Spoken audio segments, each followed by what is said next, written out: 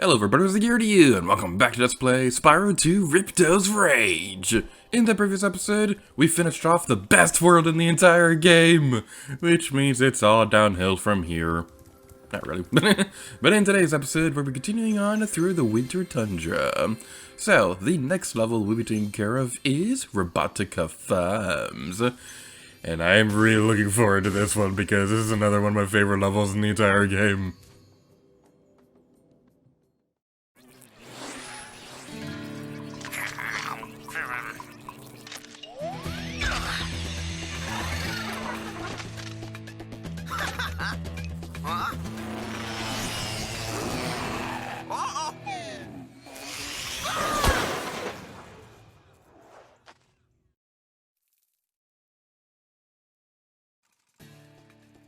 I mean, it's been a while since the character died on screen, but still. Why do people die so many times during the cutscenes in this game? Spyro, these here pests have infested our farm. Could you find the time to help us get rid of them? Find your way over to the giant bug lamp and turn it on so we can zap any more invading pests. Why do I have to do all the hard work around here? So, this is Robotica Farms, easily one of my favorite levels in the entire game. I'm really looking forward to this one.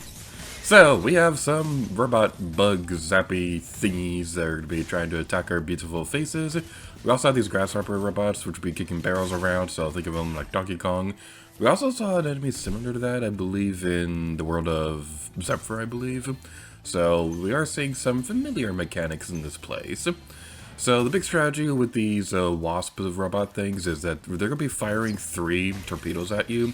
After they fire the 3rd one, that's when you want to go to attack. If you try going sooner, then they're going to attack you, and it's not going to be very pleasant at all. And the strategy for that enemy, you'll use their charge attack to knock them over, and then you'll use their head bash to destroy them. I believe that's the only enemy in the entire game that outright requires you to use one of the new abilities you unlock to be able to defeat it at all. But luckily, you don't outright need to defeat every single enemy to 100% these levels.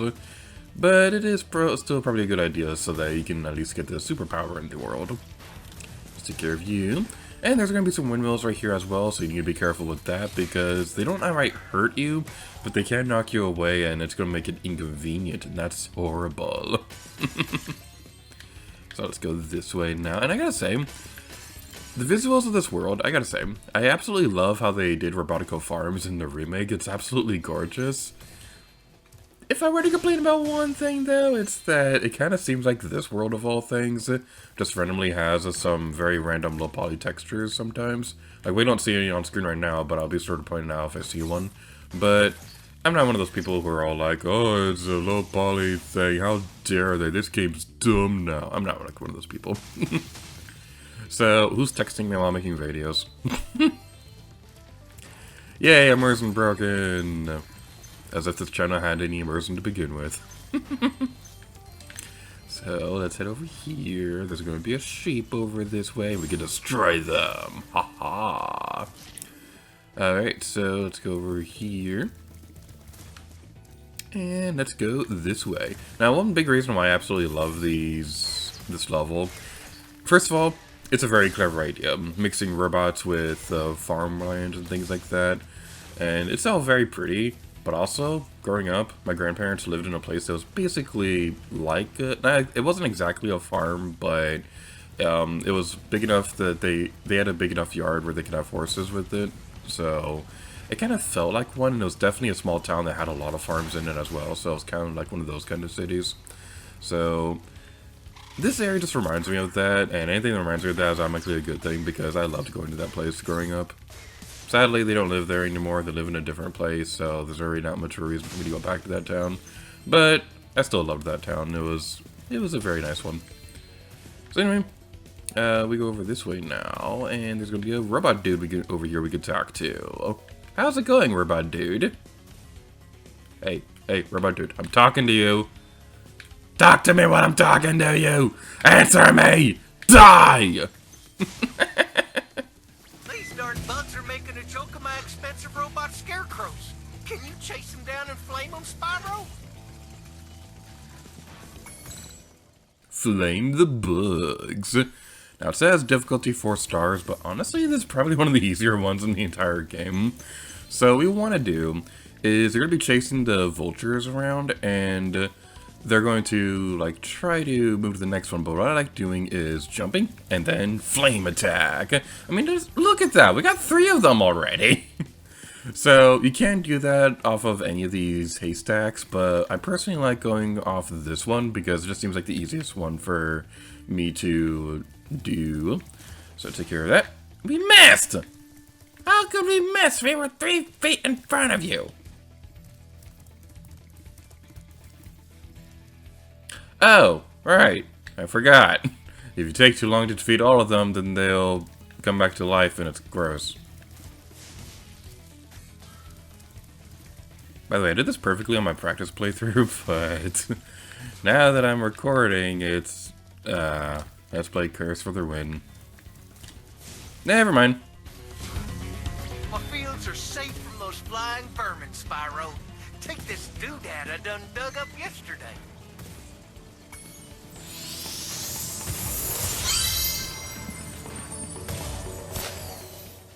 Alrighty then. If we had 9 more of those orb thingies, we'd have 64, just like Nintendo 64, which this game never released on.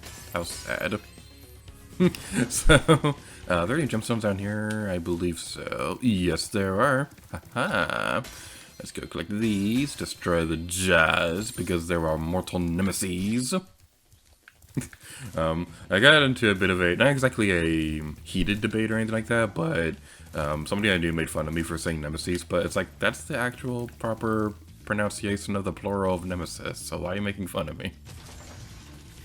Now we're on to something. So, I was public school. Okay, this right here, this is one of the examples of a low poly texture in this area that just randomly throws me off, but something funny that happened to me when, okay, I was public school for most of my life, but there were a few grades where I was in a public school for a little while. One of these was 9th grade, and there's one time where I think we were playing dodgeball or something like that, and so somebody knocked a dodgeball over to my side of the area, so I handed it. No, wait, I'm going to mix it up. I knocked it over there, and they gave it back to me, and I said thank you because I'm a gentleman. And the class, and some of those people in the classroom were making fun of me for saying thank you, and so like, are you guys really so bored that you're saying thank you, that you're making fun of somebody for saying thank you? It's like, that's like one of the weirdest things I've ever been made fun of for, but, yeah. Anyway, enough boring high school stories or all that crap, because that's pretty much the only one that I have, because I wasn't in a public school for very long. But anyway, going back over here, we're going in over here and attacking these bees. A bee? That's an original joke. Let's go over here, destroy that thing. And now we'll collect some more of these shiny gusher candies. And I don't care what anyone says, they look like gusher candies and nobody can convince me otherwise. So let's go over this way. For that ledge up there, what we want to do is that we're going to go on top of this teeter-totter thingy, and then that will weigh it down, and then we'll go this way and attack the beetle thing. Haha. Now, my one complaint with this world is that I don't like that this looks like you can go there, but there's like some random invisible barrier that's preventing you from walking off. It's like, would it really been that big of a deal if we could just walk over there? I don't think so. So, yeah, we'll go over this way now, and this one can be a little bit tricky to do. You get the timing on this, it takes some getting used to, but eventually you'll be able to do it. Now, don't hold the jump button when you're doing that, because the thing about the controls of this game is that if you're charging and you hold the jump button, Spyro will continuously jump like this, which can make it hard to jump onto the next platform after you get past the windmill. So definitely want to be careful of that. Also, don't go down here yet, because then you have to go all the way back around.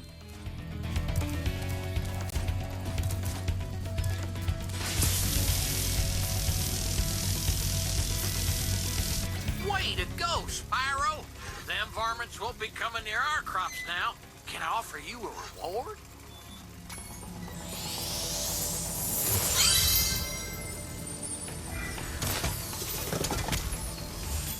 Alrighty then. So now the bug zapper has been turned on. So now we can take over the world. So the next thing we want to do, first of all, we'll get to the gemstones. Next thing we want to do is we want to go over this way.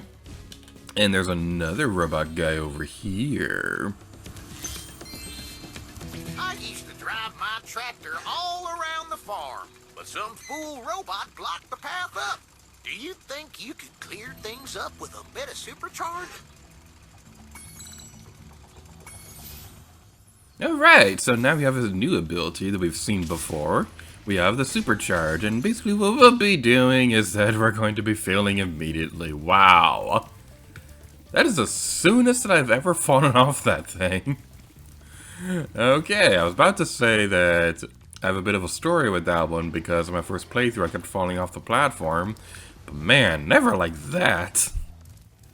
The nice thing about this is that it's not Super Mario Galaxy, so if we fail this challenge then we don't die. Which is very nice, because I don't like it when I die. Being dead is gross. So we'll go over this way now. And... oh, we missed! We missed them both! Thankfully, like I said, this isn't Mario Galaxy, so if we fail the thing, we can just go back around. The real penalty for failing this one is really more so the fact that you just have to go all the way back around and we're all slow and stuff again. Boy. Well, this gives me a chance to get these gemstones. It's always this one that I can never get in my first run.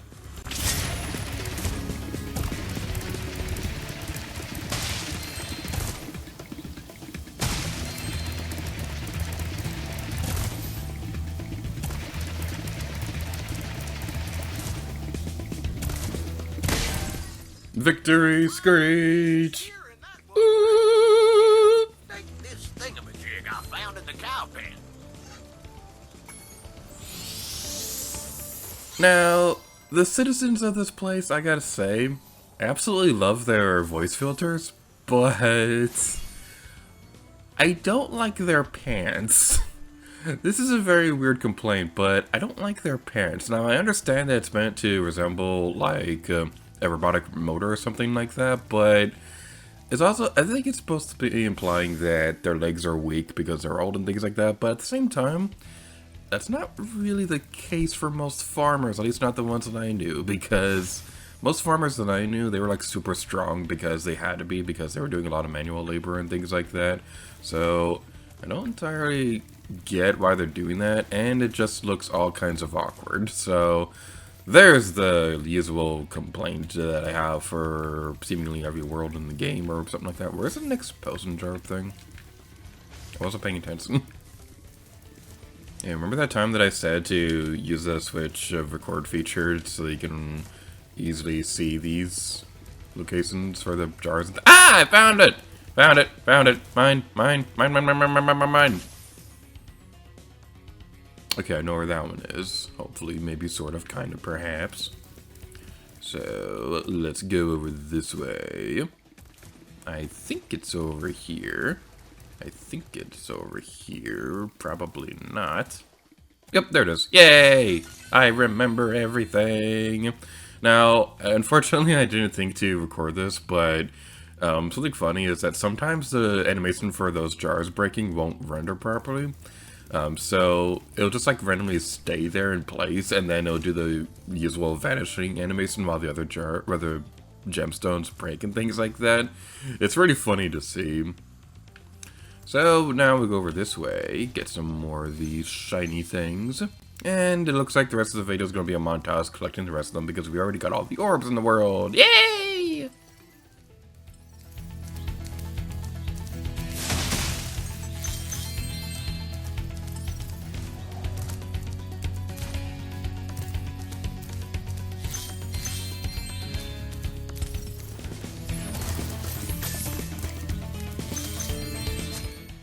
400 out of 400, complete fraction, 100% level completion! And I just had so much fun with this world.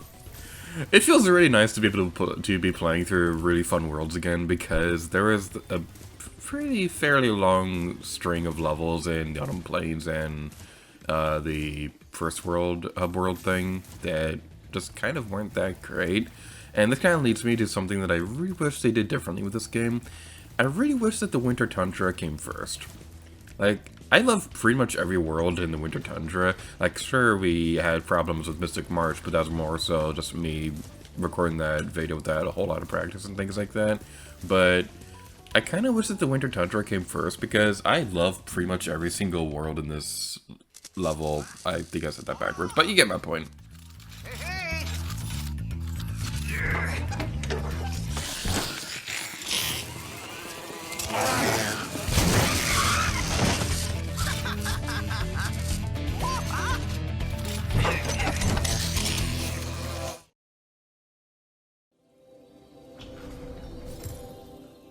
So I've taken care of all that. We're in this video off here. So thank you all so much for watching this episode of Spyro 2 Ripto's Rage.